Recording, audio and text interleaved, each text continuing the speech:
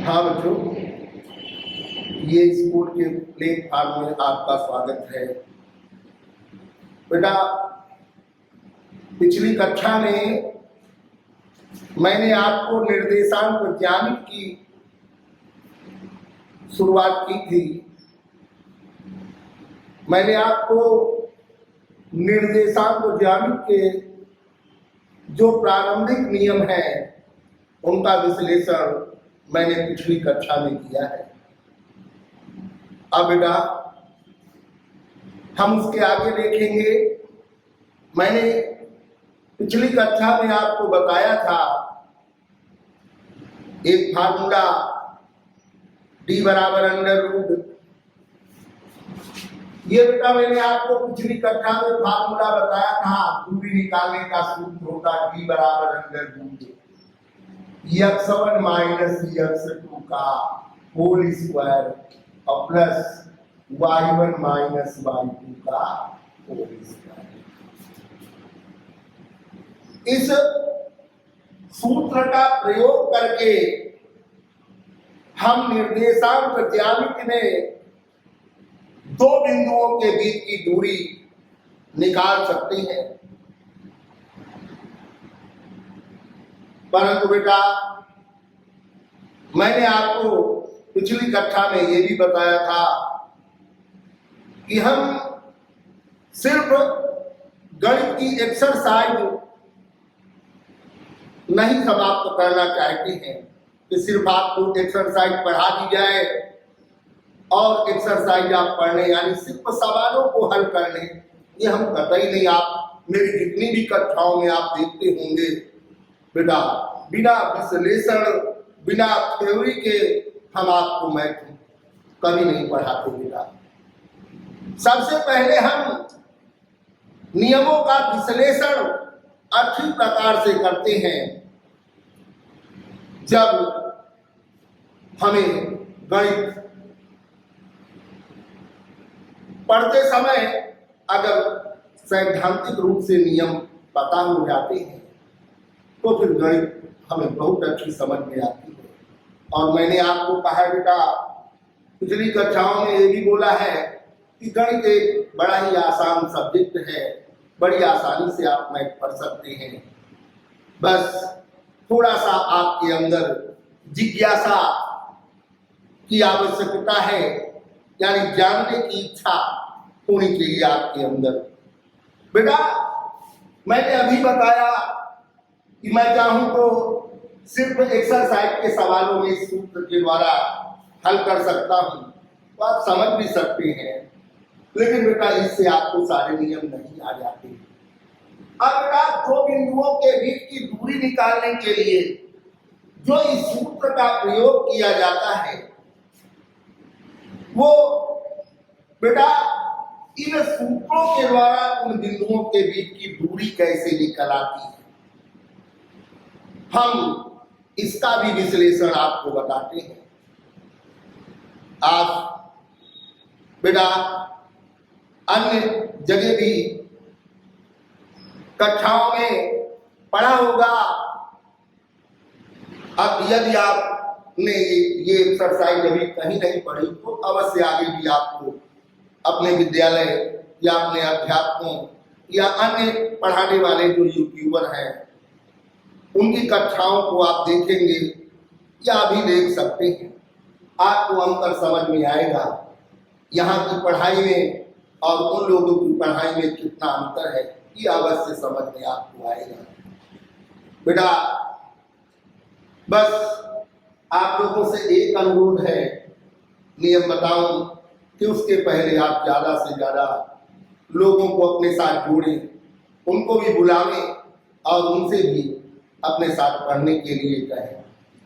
हमारा जो लिंक आपको प्राप्त होता है अधिक से अधिक संख्या में बेटा इस लिंक को बेटा शेयर करें। जो ये स्कूल का प्लेटफॉर्म है यहाँ अधिक से अधिक बच्चों को जोड़ें बेटा, जिससे उन बच्चों का भी भला होगा और जब अधिक से अधिक बच्चे होंगे बेटा तो मेरा भी उत्साह बढ़ेगा। देखिए बेटा अब हम सीधा आते हैं पढ़ाई पे अपनी। बेटा हम किन्हीं दो बिंदुओं के बीच की जो दूरी निकालते हैं बेटा, चाहे तो हम यही बिंदु ले लें x1 y1 x2 y2, लेकिन शायद आप उन बिंदुओं में इतना अच्छा नहीं समझ पाएंगे, इसलिए हम यहाँ पर बेटा रियल बिंदुओं को लेते हैं। देखिए मान लेते हैं बेटा ये कोई बिंदु बेटा 2,4 है, एक बिंदु मैंने बेटा 2,4 ले लिया। बेटा एक दूसरा कोई एक बिंदु ले लेते हैं, कोई भी बिंदु आप ले सकते हैं बेटा। बेटा एक और बिंदु ले लेते हैं, यहाँ पर हम मान लेते हैं ये बिंदु 6,8 है बेटा। यहां अगर इस सूत्र की बात करें तो इन बिंदुओं को x1 y1 और x2 y2 माना गया है, उसके द्वारा इस सूत्र को निर्मित किया गया है।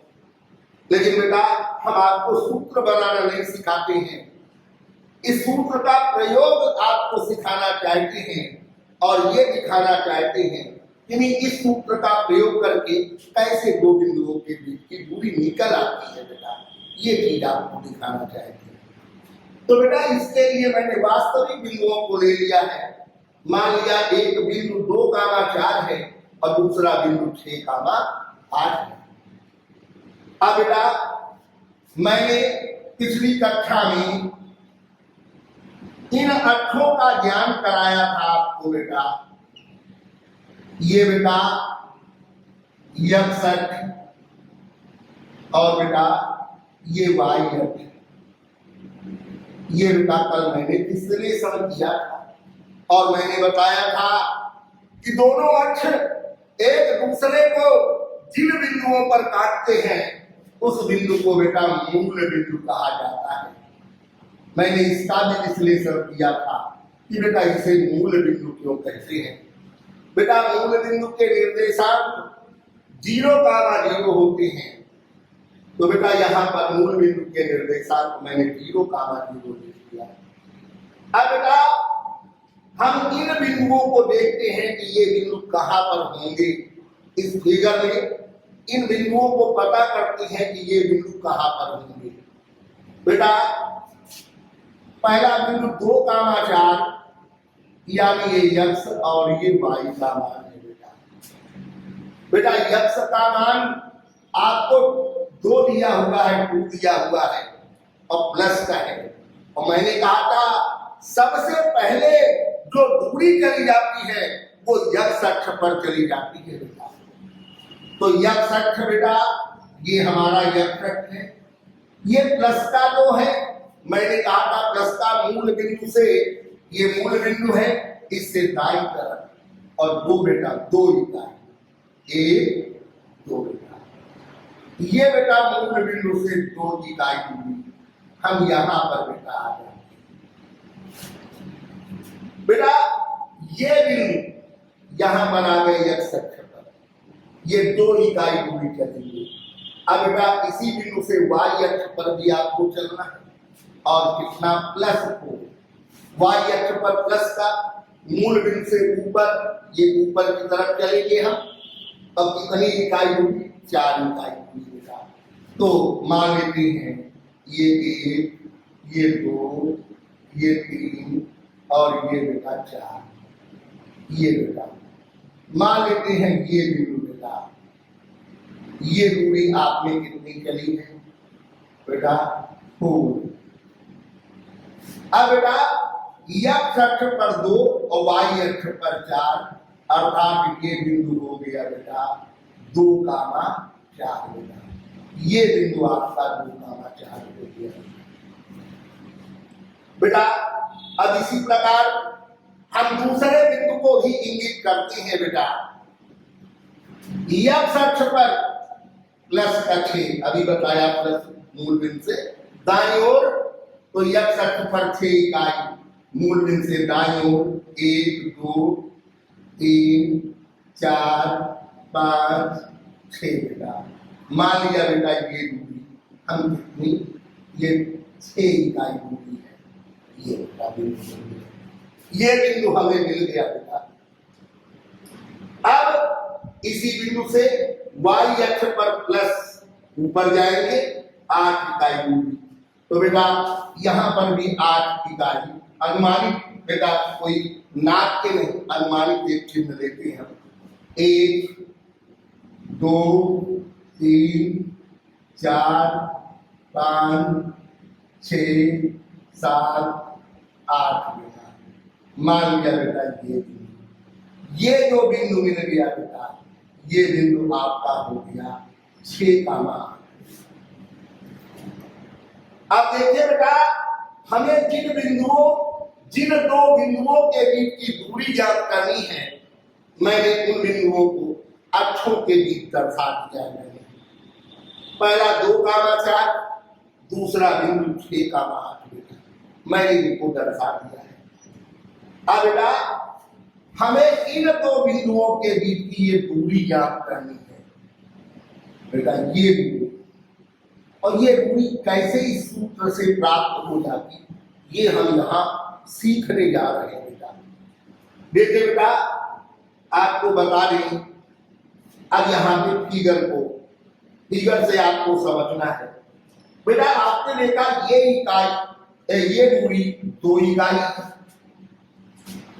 ये दूरी आप चित्र में देखें, ये दूरी बेटा यहाँ पर 2 इकाई है, या इनके नाम रख लेते हैं। ये O, ये A, ये B, ये C, ये D बेटा। OA दूरी 2 इकाई और OB दूरी 6 इकाई बेटा।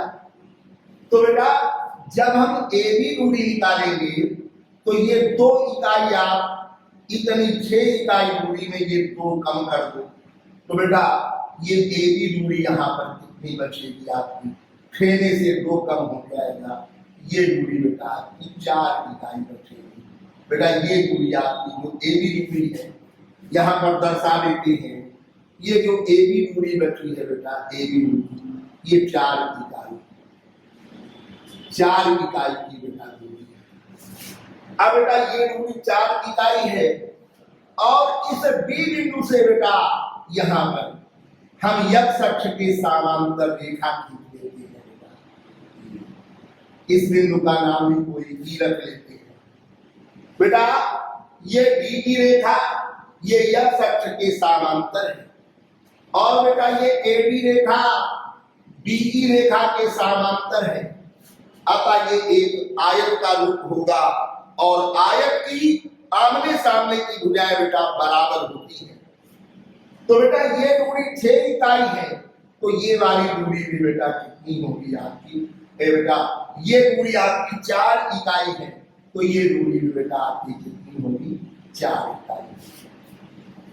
इसी प्रकार बेटा यहां y अक्ष में हम देखते हैं बेटा, ये दूरी भी 4 इकाई है बेटा और ये पूरी दूरी बेटा कितनी है? यहाँ पर आपने देखा बेटा ये दूरी आपको 8 इकाई बेटा, ये दिखाया नहीं था यहाँ पे, ये 8 इकाई बेटा। ये 4 इकाई और इसके सामने की ये भुजा जो है BE, ये भी 4 इकाई, ये भी दूरी बेटा 4 इकाई होगी। अब बेटा ये पूरी दूरी 8 इकाई और इतनी 4 इकाई, तो आप पूरी दूरी 8 में ये दूरी 4 कम कर दें तो आपको ये दूरी मिल जाएगी और 8 में 4 कम कर देंगे तो ये दूरी कितनी बचेगी? 4। अब बेटा गौर से देखें तो त्रिभुज DEC, ये DEC ये एक समकोण त्रिभुज बनता है, यानी 90 अंश का कोण बनता है। देखिए बेटा जो ये कोण बनता है ये 90 डिग्री का कोण बनता है बेटा, अर्थात त्रिभुज DEC ये एक प्रकार का समकोण त्रिभुज होगा बेटा।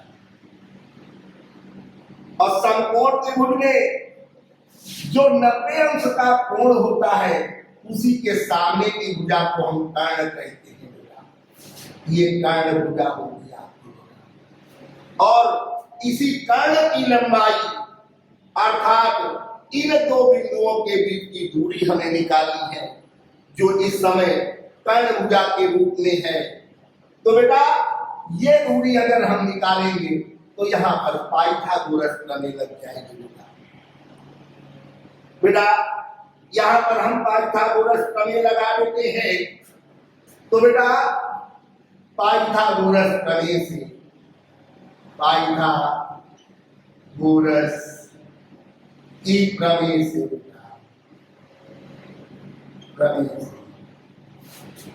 बेटा आपने पढ़ा है कर्ण का स्क्वायर बराबर लंब।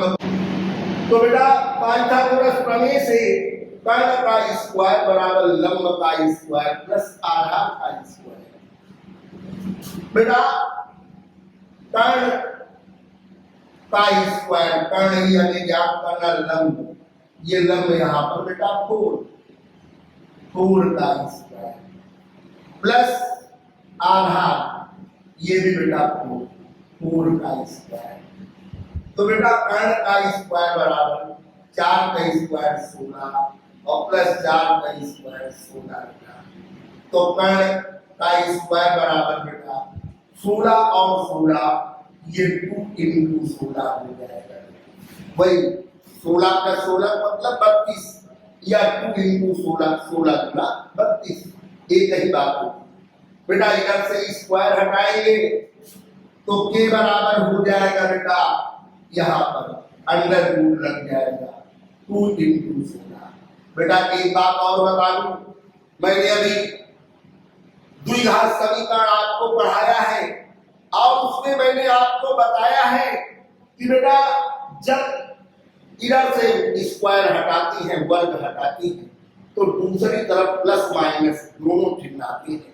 लेकिन बेटा यहाँ पर मैंने प्लस माइनस दोनों चिन्ह नहीं लिए, सिर्फ मैंने प्लस लिया। अब आप कहेंगे क्यों सर? हाँ बेटा, यहाँ पर हम दूरी नाप रहे हैं, दूरी के लिए सिर्फ धनात्मक चिन्हों को लेते हैं बेटा। चिन्ह केवल दिशा को व्यक्त करते हैं, यहाँ पर सिर्फ हमें दूरी ज्ञात करनी है, हमें दिशा ज्ञात नहीं करनी है, इसलिए सिर्फ मैंने प्लस चिन्ह का यहाँ पर प्रयोग किया। अब बेटा ये कर्ण बराबर बेटा 16 का वर्गमूल 4 और 2 का वर्गमूल नहीं मिलेगा, तो ये अंडर रूट 2 के अंदर रहेगा। तो बेटा यहाँ पर कर्ण बराबर आ गया 4 रूट, और बेटा ये भुजा कर्ण है, अर्थात इन दोनों बिंदुओं के बीच की जो दूरी आ गई वो 4 रूट 2 आ गई बेटा। यही दूरी हमको कर्ण का मतलब सीधी दूरी, यही दूरी हमको ज्ञात करना था। अब बेटा देखिए मैंने ज्यामिति का प्रयोग करके यहाँ पर इन बिंदुओं के बीच की दूरी ज्ञात कर दी है, जबकि बेटा निर्देशांक ज्यामिति में इन दोनों बिंदुओं के बीच की दूरी प्राप्त करने के लिए आपको ये सीधा एक सूत्र बताया जाता है। मैंने सूत्र के साथ साथ आपको ज्यामिति विधि से भी दो बिंदुओं के बीच की दूरी निकालना यहाँ पर सिखाया है। देखिए बेटा अब मैंने आपसे वादा किया था बेटा, अब हम आपको बताएंगे कि इस सूत्र का प्रयोग किस प्रकार से हो जाता है। बेटा यहाँ पर इन दो बिंदुओं के बीच की ये दूरी निकाली गई, तो दूरी को जानते हो डी अक्षर से लिखते, मैंने डी लिख दिया। और ये दूरी है क्या बेटा, यहाँ पर गौर से देखो कर्ण भुजा। तो जब मैंने यहाँ पर देखिए कर्ण का स्क्वायर था, स्क्वायर हटाया तो यहाँ कर्ण, और बेटा आगे क्या लग गया अंडर। तो बेटा जब यहाँ ये दूरी निकालेंगे तो यहाँ अंडर रूट लग जाएगा बेटा, डी स्क्वायर वही कर्ण का स्क्वायर। अब बेटा देखिए यहाँ पे गौर से आपको थोड़ा सा समझना है। मैंने आपको बताया था कि ये जो बिंदु लिए ये मैंने वास्तविक बिंदु ले लिए हैं। जब इस सूत्र बनाने के लिए जो सूत्र बनाया गया वो ये बिंदु x1 y1 और ये x2 और ये बिंदु वाई बचेगा। अब बेटा जो 2 इकाई दूरी चली थी ये दूरी आपकी क्या थी, यक्ष-सवन थी बेटा। जो बेटा मैंने 2 इकाई दूरी यहां पर चली थी ये दूरी बेटा आपकी y1 थी। इसी प्रकार तो यक्ष-2 है बेटा 6 इकाई दूरी, ये जो 6 इकाई दूरी चली थी ये यक्ष-2 है बेटा। तो मैंने जो ये दूरी निकाली है बेटा, आप जानते हैं मैंने ये 6 में से ये 2 घटाया, तो बेटा ये दूरी क्या है यहाँ पर यक्ष-2, और यक्ष-2 में आप क्या घटाएंगे बेटा, ये यक्ष-1। तो जो ये दूरी बचेगी आपकी बेटा वो यक्ष-2 माइनस यक्ष-1 बेटा। अगर ये दूरी यक्ष-2 माइनस यक्ष-1 है तो ये वाली दूरी बेटा क्या होगी, इसी के बराबर यक्ष-2 माइनस यक्ष-1। इसी प्रकार ये दूरी y1 और ये दूरी आपकी y2 है बेटा। तो बेटा अगर ये दूरी हम निकालेंगे तो इसी प्रकार से ये दूरी बेटा आपकी हो जाएगी यहाँ पर y2 माइनस y1 बेटा। अब बेटा आपने जो सूत्र प्रयोग किया था पाइथागोरस प्रमेय से, आप बस इसी सूत्र को गौर से देखिए बेटा।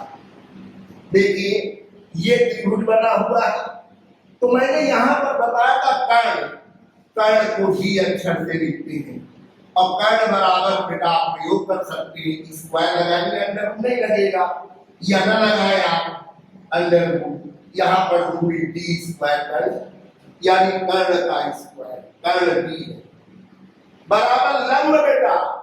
लंब आप देखिए इसे मैंने कहा था, और ये दूरी यहाँ पर क्या बन गई y2 माइनस y1, यानी इसे लिख सकते हो y2 माइनस y1 बेटा।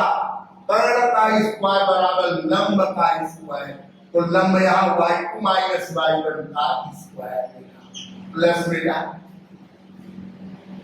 लंब कर्ण का स्क्वायर बराबर लंब का स्क्वायर प्लस आधार, आधार बेटा यहाँ 4, यहाँ पर 4 का मान x2 माइनस x7 है, तो बेटा इसे आप लिख सकते हो x2 माइनस x7 का 4 स्क्वायर बेटा।